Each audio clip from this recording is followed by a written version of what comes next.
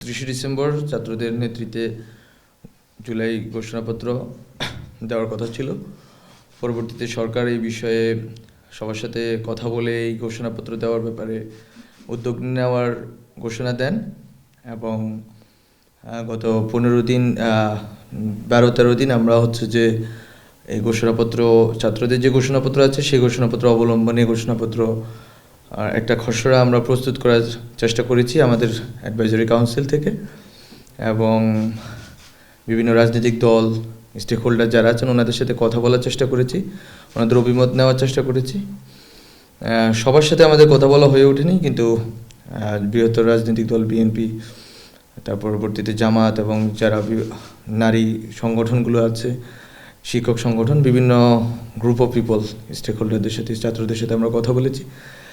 যেটা জানতে পেরেছি যে তারা সবাই প্রোক্লেমেশনের বিষয়ে একমত আছেন যে ঘোষণাপত্রটি দিতে হবে, কিন্তু ঘোষণাপত্রটি কবে এবং ঘোষণাপত্রটির ভিতরে কি কি কন্টেন্ট থাকবে সেই বিষয়ে এখন আমরা ঐকমত্যে পৌঁছাতে পারিনি। ফলত আমরা আগামী বৃহস্পতিবার আশা করি সবাই মিলে সর্বদলীয় একটি বৈঠক হবে। বৈঠকের স্থান এখন নির্ধারিত হয়নি, কিন্তু বৈঠকটি হবে এবং যাদের সাথে আমাদের যোগাযোগ হয়েছে ইতিমধ্যে রাজনৈতিক দল এবং বিভিন্ন পক্ষ, তাদের অলরেডি আমরা বলেছি বা তাদের কাছ থেকে এক ধরনের বক্তব্য পেয়েছি যে এইভাবে করা সম্ভব, এবং আশা করি আগামী পরশু বৃহস্পতিবার এই বৈঠকের ভিতর দিয়ে একটা ঐকমত্যের ভিত্তিতে একটি দলিল প্রণীত হবে এবং সেদিনেই আমরা কবে ঘোষণাপত্রটি জারি করব এবং সরকার কিভাবে ঘোষণাপত্রটি জারি করার ক্ষেত্রে ভূমিকা রাখবে তা স্পষ্ট হবে। এটাই হচ্ছে আমার দিক থেকে আজকে বক্তব্য, এবং আশা করি যে বাংলাদেশের জনগণ এবং ছাত্রদের নেতৃত্বে যে গণ অভ্যুত্থান পরিচালনা করেছে সেই গণ অভ্যুত্থানের একটি প্রেক্ষাপট এবং গণ অভ্যুত্থানের যেই প্রত্যাশা তা এই ঘোষণাপত্রটিতে প্রতিফলিত হবে, এবং সকল রাজনৈতিক দল এবং পক্ষের মতামত নিয়ে ঐকমত্যের ভিত্তিতে এই ঘোষণাপত্রটি প্রচারিত এবং ঘোষিত হবে। স্বাস্থ্যকর অল টাইম ফ্যামিলি কেক, সব সময় অল টাইম হেলদি লাইফ। না, যে খসড়াটি আছে ওই খসড়াটি আমরা ফর্মালি অনেকগুলো, ফর্মালি আমরা বলিনি কারোর সাথে, কিন্তু ইনফর্মালি আমরা অনেকগুলো গ্রুপের সাথে কথা বলেছি। যেমন টিচার্স সংগঠনগুলোর সাথে কথা বলেছি, বিএনপির কাছে, জামাতের কাছে, তারপর গণসংহতি, গণ অধিকার, বিশেষ করে গণসংহতির থ্রুতে আমরা গণতন্ত্র মঞ্চের কাছে পাঠিয়েছি, ইসলামী আন্দোলন বাংলাদেশ এবং এরকম কয়েকটি পক্ষের কাছে পৌঁছাইছি, এবং এটা গত 3-4 দিন আগে ওনাদের কাছে পৌঁছানো হয়েছিল। ওনাদের মন্তব্য পেয়েছি, কিন্তু ওনাদের মন্তব্যের জায়গাটা যদি সংশ্লেষণ করা হয় সেটা হচ্ছে এই জায়গায় যে ওনারা ঘোষণাপত্রটি অধিকাংশ ক্লজেই ওনারা একমত, কয়েকটা ক্লজে ওনাদের দ্বিমত আছে। এই দ্বিমতগুলো ওনারা ওনাদের পার্টির ইন্টারনাল ফোরামে এবং এক্সটার্নাল বিভিন্ন বিশেষজ্ঞদের সাথে কথা বলে এটা নিশ্চিত হতে চাচ্ছেন, এবং ওনারা নিজেরাও কিছু প্রস্তাব দিতে চাচ্ছেন। ফলত আমরা মনে করি একটা সর্বদলীয় একটি বৈঠকের ভিতর দিয়ে এটা হইলে এবং ছাত্ররা যদি সম্মতি দেয় এবং ঐক্যবদ্ধভাবে এটা যদি করা যায় তাহলে এটা জাতীয় ঐক্য ধরে রাখা যাবে এবং এই ঘোষণাপত্রটি মনে করি ফলপ্রসূ হবে। দ্বিমত তো বেসিক্যালি দ্বিমতের ইস্যুগুলো তো তারা এখনও তাদের এক্সপার্টদের সাথে কথা বলছেন যে কোন কোন বিষয়গুলোতে তাদের দ্বিমত থাকতে পারে, কিন্তু আমরা আসলে এখনও ক্লিয়ার না তাদের দ্বিমতের জায়গাগুলো কি হতে পারে, সেটা আলোচনা সাপেক্ষে আমরা জানতে পারবো। গত 3টি নির্বাচনে বলতে 18 সালে ইলেকশনে তারপরেও একটি বিষয় আছে যে রাজনৈতিক দলগুলো অংশগ্রহণ করেছিল এবং প্রতারিত হয়েছে।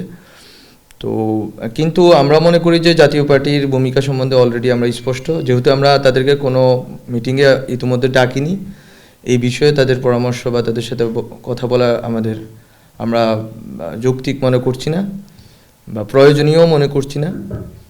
আর বাম দলগুলোর ভিতরে তো অনেক দল আছে, বামপন্থী সংগঠনগুলো আছে অনেক, কিন্তু যে সংগঠনগুলো গণ অভ্যুত্থানের সাথে সহযোগী ছিল এবং অংশগ্রহণ করেছেন ওনাদের সাথে অবশ্যই কথা হবে। ইতিমধ্যে আমি তো বলেছি গণতন্ত্র মঞ্চে একটি বাম দল রয়েছে, বা আরও বামপন্থী যারা সংগঠন আছে, বামপন্থী টিচারদের বা সিভিল সোসাইটি আছে, সবার সাথেই কথা হবে। যারা আমাদের গণ অভ্যুত্থানের পক্ষশক্তি, গণ অভ্যুত্থানের পক্ষে যাদের স্পষ্ট অবস্থান ছিল এবং আছে, তাদের সবার সাথেই কথা বলার আমরা চেষ্টা করব। সবার সাথে তো আসলে ফিজিক্যালি এবং সবাইকে ডেকে নিয়ে কথা বলা সম্ভব না, রিপ্রেজেন্টেশনটা যাতে সবার থাকে এটা আমরা নিশ্চিত করব। We want to recreate the whole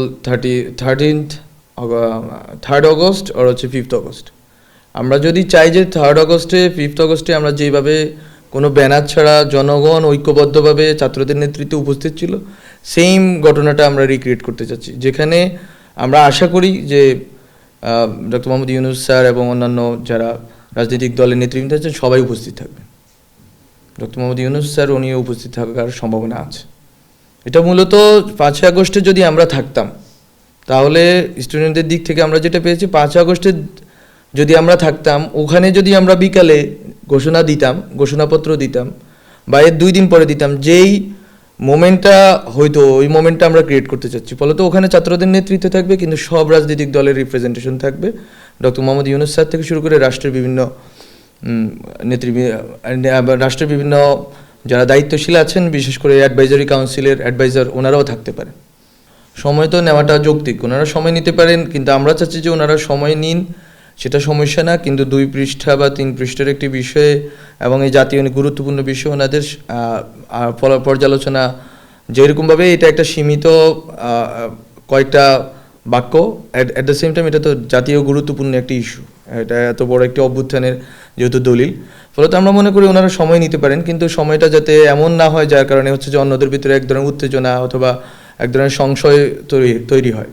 ফলত সবাইকেই এক ধরনের সংযমের দিকে যেতে হবে। ছাত্ররা যেরকম কালকে ডেডলাইন ঘোষণা করেছে, ছাত্রদের দিক থেকে তো এক ধরনের আমরা এক ধরনের চাপ অনুভব করছি যে কালকে ওনারা যদি আমরা কালকে তো দিতে পারছি না। আবার বিএনপির জায়গা থেকে ওনাদের দাবিও যৌক্তিক যে ঠিক আছে সময় লাগবে, ওনাদের একটু বোঝাপড়া দরকার আছে, অন্যান্য স্টেক হোল্ডারদের সাথে কথা বলা দরকার আছে, কিন্তু সব মিলিয়ে আমরা চাচ্ছি যে সময়টা ওনারা সব পর্যালোচনা করেই বৃহস্পতিবার পরশু বসেন আমাদের সাথে, ডক্টর মোহাম্মদ ইউনূস স্যার উপস্থিত থাকবেন এবং বসে কথা বলেন। ওনারা যত ধরনের পর্যালোচনা আছে সবগুলো ইতিমধ্যে যেহেতু যাবে সবার কাছে, সবাই বসে কথা বলেন। কথা বললে হয়তো এটা একটা আমরা স্পষ্ট হয়ে যেতে পারবো যে কোথায় আমরা গিয়ে দাঁড়াতে চাচ্ছি এবং কতটুকু কাটছাট অথবা কতটুকু যোগ বিয়োগ করতে হবে। আমরা মনে করি যে এটা হয়ে যাবে, এটা সম্ভব হবে। পরশু আমরা একটা শুনতে পাবো যে এটা কীভাবে হচ্ছে, এটার ভিতরে কি আছে, কবে এটা ঘোষণা হবে। সরকারের দিক থেকে একটি পর্যালোচনা আছে যে এই ঘোষণাপত্র অবলম্বনে সরকার একটি আইনি লিগ্যাল ডকুমেন্ট প্রস্তুত করার একটা পর্যালোচনা আছে। সরকার ভিতরে পর্যালোচনা চলছে যে এই ডকুমেন্টকে, প্রক্লেমেশনকে ধরে আমরা একটা লিগ্যাল ডকুমেন্ট প্রস্তুত করব আমাদের গভর্নমেন্টের ন্যায্যতা এবং সব কিছু মিলে। এটা অনেক আগে হওয়ার কথা ছিল, কিন্তু আমরা জনগণ থেকে আসার আগে আমরা করতে পারছি না। এটা আমরা মনে করি যেটা জনগণ থেকে আগে আসুক, সবাই মিলে যেটা প্রক্লেমেশন হবে সেটা সূত্র ধরে আমরা করব। আর সংবিধানে অন্তর্ভুক্তির বিষয়টা অবশ্যই গণপরিষদ এবং পরবর্তী সংবিধান সংশোধনী থেকে শুরু করে সব কিছুর উপর নির্ভর করবে এবং যারা এই দায়িত্ব পাবেন, আমরা যদি এই দায়িত্ব পাই, জনগণ যদি আমাদের এই দায়িত্ব দেয়, তাহলে আমরা এটা করব। আর যদি পরবর্তী যারা দায়িত্ব আসবেন তাদের কাছে তো এটা বাইন্ডিং থাকবে বলে আমরা মনে করি, কারণ আমরা মনে করি আগামী নির্বাচনে যারাই জিতবেন না কেন, তারা অবশ্যই গণ অভ্যুত্থানের শক্তি হবেন এবং তারা এই প্রক্লেমেশনকে ধারণ করেই জনগণের কাছে যাবেন, জনগণ থেকে নির্বাচিত হবেন।